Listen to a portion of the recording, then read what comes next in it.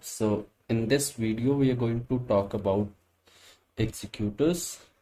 So if you're already aware, maybe you will get something, you'll get to learn something different, or maybe you can just reiterate to that. So what are executors? So as we know, in Java multi-threading, executing each thread one by one can be a little bit difficult to manage the thread states and manage and communication.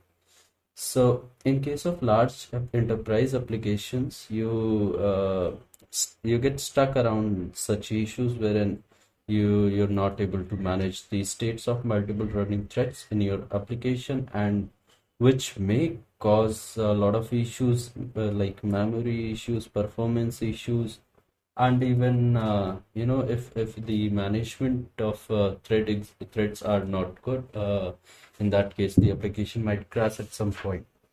So to avoid all those issues, we use executors and other frameworks are available, written on top of executor framework. But this is the core thread management framework that Java is providing us as of now.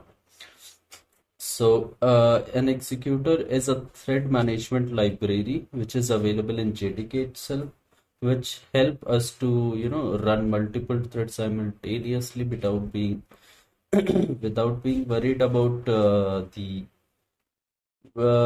application performances and a lot of other things also, right? So, so everything starts from this particular interface, executors.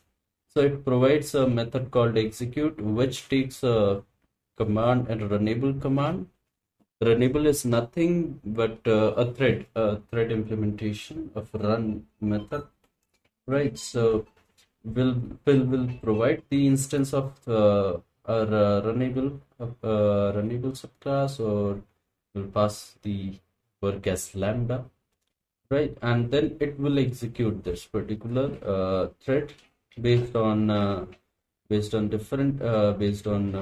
what is the availability of our system and a lot of things. So there are different type of executors, right? So we'll talk about it. I have created a class called executor factory, which explains multiple implementations of executor. So the I'm starting one with cache thread pool. So this is one of the implementation of executor, right? If you'll see this particular class, let me go on top. Just give me a moment.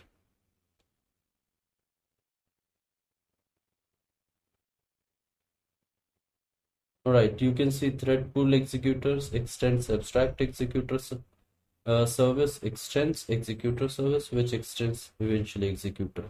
So it is implementation of one of the classes that implements executor. So so this particular executor service provide additional functionality like shutdown and shutdown now is and different utility methods that we can use to get this to handle the threat management in an efficient way. You just like you have seen in executor, there's only one method which executes and returns nothing. But in case of executor service, which is implementation of executor interface, it provides submit method and it returns a future type object which you can use to get this particular return. Whatever you thread it's returning in case. So it accepts callable task, it accepts runnable task, it accepts simple, simple. This has submit method has three overloaded methods, different type of argument. It also accepts invoke all, which accepts list of collections of callable types, which you can pass in as multiple threads to execute this depending on what resources are available at that moment. All right, so so we were talking about thread pool executors. So it has thread pool executor is nothing but it internally use this particular queuing mechanism. So whenever we insert a new task, it stores in a collection in a queue manner, right? And then if there is a room available for the work, it poll the particular queue and get the task. So if we talk about cache thread pool, in that case, if you'll see, it creates threads up to integer.max value, and it caches the thread for a particular interval of time, which is in this case 60 seconds, and it uses synchronous key to store the workload. Right. So let's say we have inserted a number of work in cache thread pool, right? And after so it will create a number of threads, and then once they have been executed, it will cache those threads for reuse up to 60 seconds in order to reuse them. So after 60 seconds, the threads will die and the pool will be cleared. So this is when we use cache thread pool, and using this thread pool can cause performance issues, because if you're passing a lot number of threads, in that case, it has the capacity to grow up to integer.max value, which eventually lead to performance issues if we keep on constantly assigning the new task to this particular pool. And we have another implementation of executor service, which is scheduled thread pool executor.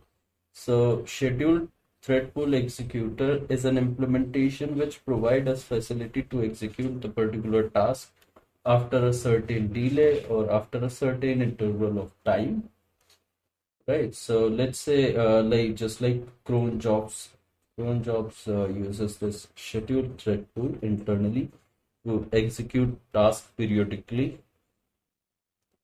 And there is another implementation which is fork join pool.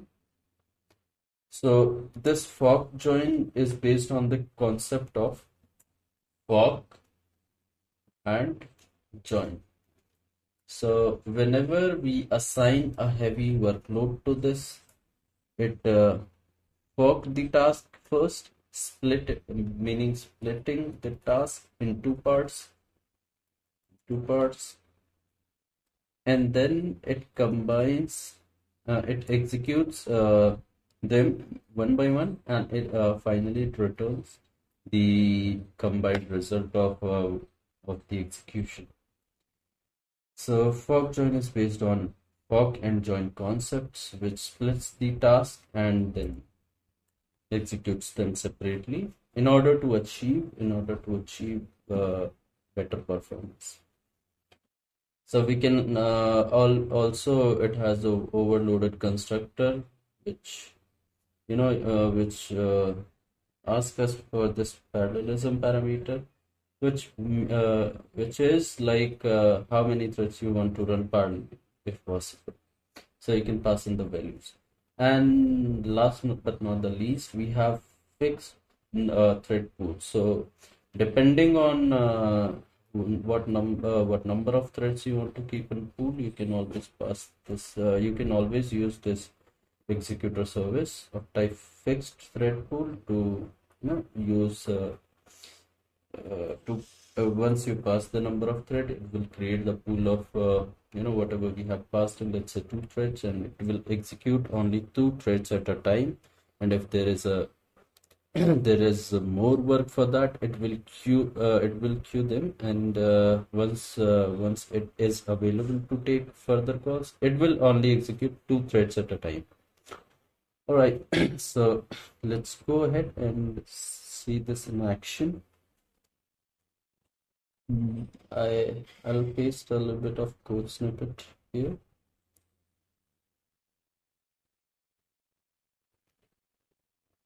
Just give me a moment.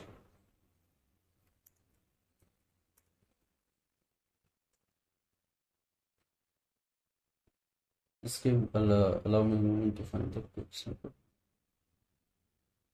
All right, I have this already executor sample. Right, so initially we'll start with fixed thread pool. Let's say number of threads are two. Sorry about that. So we have created this helper method create collection of tasks. And we can pass in the number of tasks, and it will create number of runnable that we pass in. So for two tasks, it will create two runables, doing the same thing, printing numbers from 1 to 3, 0 to 3. Right, so it will we have created the runnable task list of runnable, and we are executing each task. We are submitting each task in the executor, and finally we are shutting down the executor. So if I run this example, you will see that initially it will execute two threads only, and then after that it will execute remaining threads. So for now we are creating four threads. So initially it will take two threads for execution because it is of because the size of the pool is two.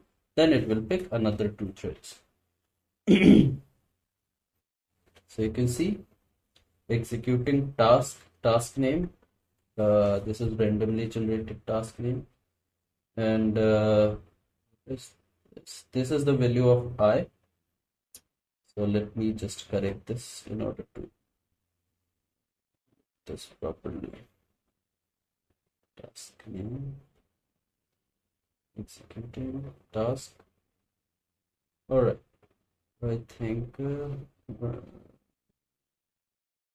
think it's a part of this. It's like we're printing something here also. All right. So now this is where the mistake is. We have assigned the task name with the value of I. I'll rerun this again. Sorry about that.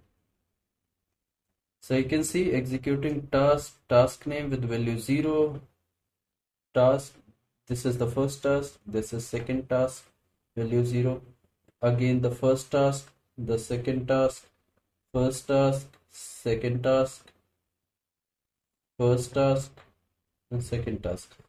The first two threads are completed now. It picked different tasks. So the whole point is that the executor service, the fixed thread pool executor service, will execute only number of threads, only number of threads, threads for available space in the pool. In our case, the available space is of two threads, so it will execute only two threads at a time. So if we go around and create a cache thread pool, so as we have explained, it will create n number of threads, integer dot maximum value.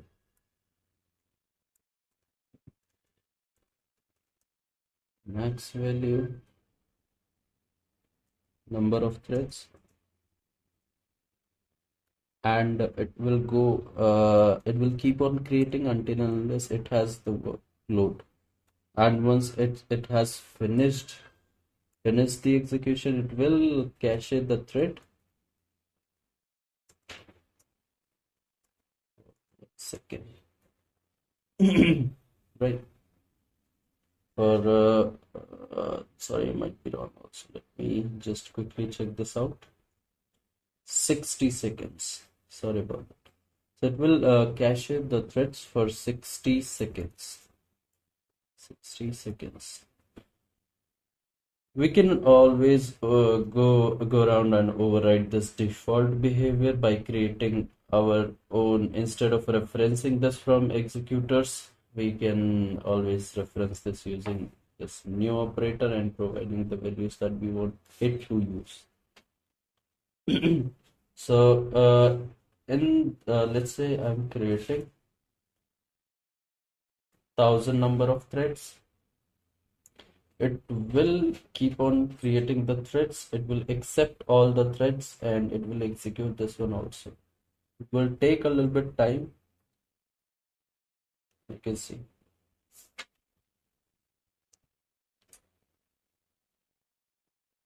Right. So it has created 1,000 threads and executed each thread. Now it has let's find out if we could get the cache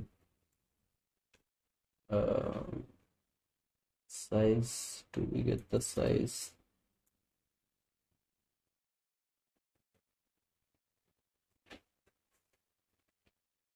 I don't think we have any helper methods for getting the size. Let me see if I can find it out. I'll go to the implementation. We just wanted to check what is the size of the cache that it has actually. So it uses blocking queue for creating queues for aggregating the task, the work that we assign to the executor. Let's find out if it has the if we are able to find where it stores the cached threads. So we actually get the size of the threads which are cached. Let's just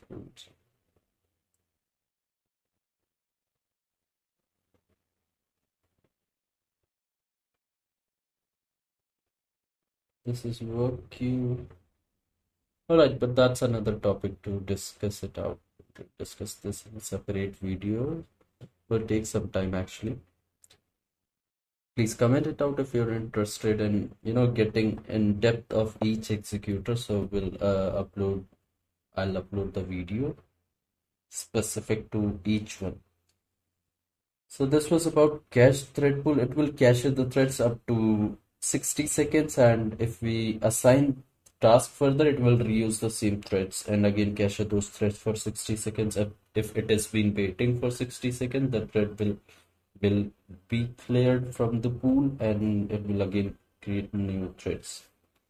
So the fork join accepts fork task type instances. I'll show you how we can uh, work with this. So fork join pool is based on work stealing algorithm.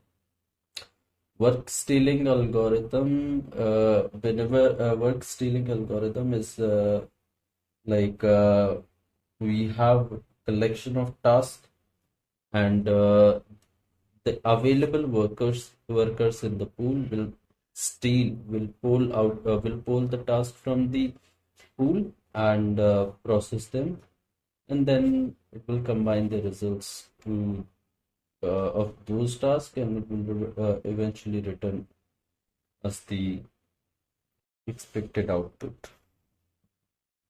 So it uses link blocking queue for queuing the workload. Right, so just give me a moment. Not link blocking queue for this one. Work stealing pool has its own implementation and it uses just let's check it out. Just give me a moment.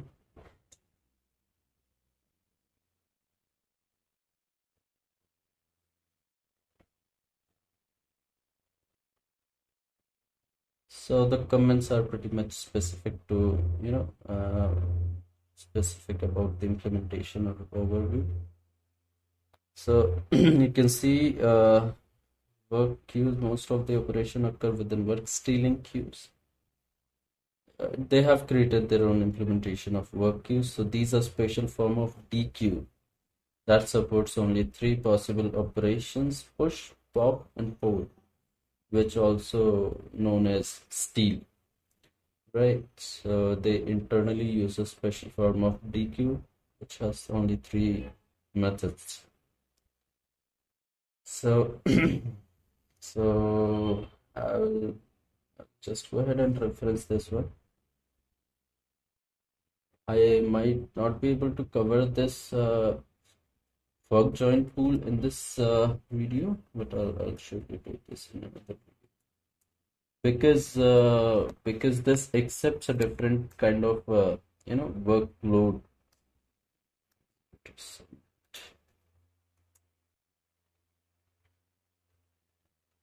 So we'll go ahead and check it out.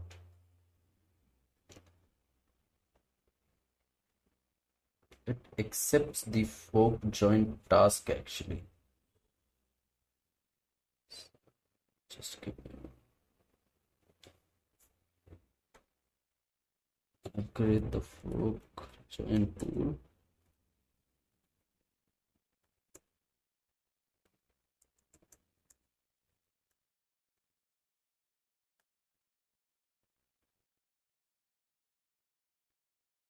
So you can see over here, it accepts runnable, it accepts callable, it accepts fork join task, right? So fork join task is just another way of creating threads, but in this case, it contains some helper methods for fork join pool to split the task, and I'll show you the methods also. So it uses this two join methods to combine the task.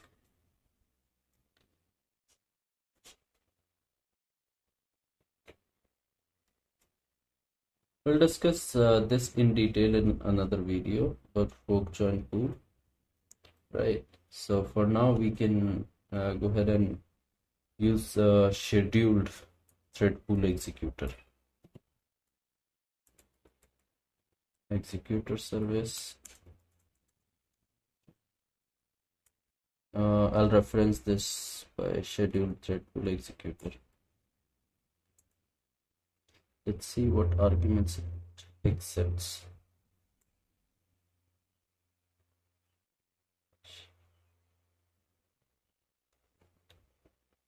So it uses delayed work queues, which take out the task after a certain period of time, which gives the task. Right. So we can assign the pool size, and the default arguments are core pool size, maximum pool size, keep time it. Yes. Okay. All right. So it will execute the task after a given interval of time. Delay.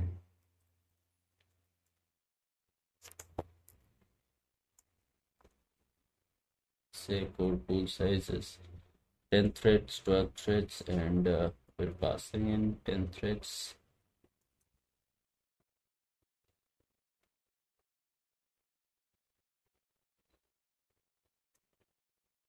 Okay, sorry about this.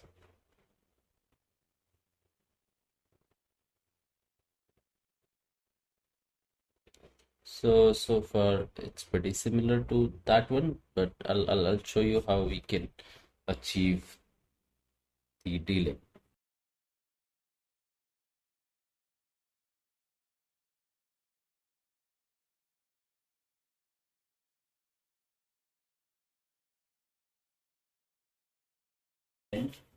Now instead of calling submit, we will call the executor service dot schedule. So since we would like to run this task after a particular interval of time, we'll pass this one. Schedule, right? Fixed rate meaning after it will execute the task after fixed rate periodically, and schedule fixed delay meaning it will start the task periodically after a fixed delay, right? We can first go ahead and schedule the task. So We have runnable instances. We'll pass this task. Then delay of 1000 milliseconds. 1000 milliseconds, and then time unit will be seconds. Let's since we're using seconds, we'll use, so it will execute the task after 1 second. Not, I think it will be better if we use 5 seconds. So let's see how it works. So you see, it didn't started the task. It executed the task after a particular interval of time that we have passed, 5 seconds. Right, so this is how we can use fixed thread pool for scheduled thread pool executor for executing task. Right, so that's it for the video. We'll get back to you with the another video of fork join pool. Please write it down in the comments if you're interested in fork join pool, and like the video if you really like the content. Thank you so much. Bye bye.